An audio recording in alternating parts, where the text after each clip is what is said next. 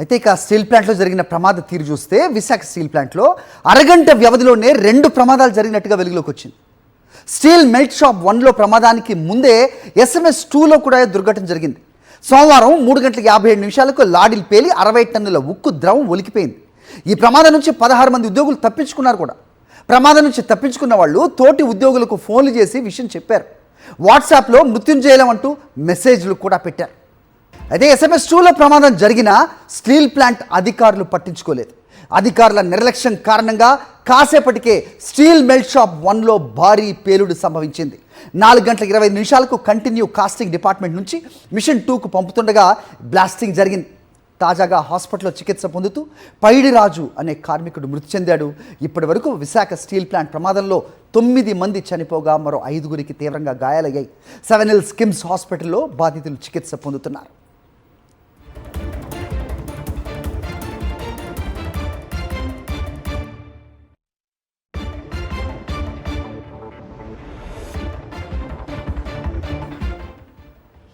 Right, Visakha steel ప్లాంట్లో జరిగిన ప్రమాదం తాలూకు పూర్వాపరాలు చూస్తున్నాం.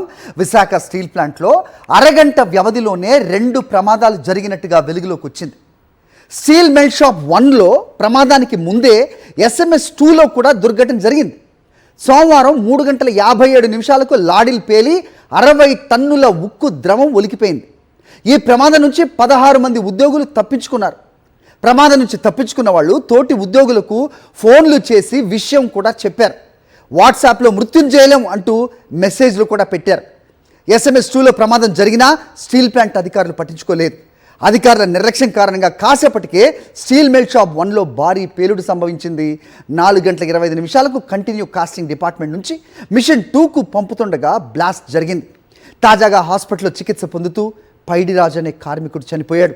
ఇప్పటి వరకు విశాఖ స్టీల్ ప్లాంట్ ప్రమాదంలో చనిపోయిన వారి సంఖ్య 9కి చేరింది. మరో 5గురికి తీవ్రంగా గాయాలయ్యాయి. వాళ్ళకి 7 Hills కిమ్స్ హాస్పిటల్లో చికిత్స అందిస్తున్నారు.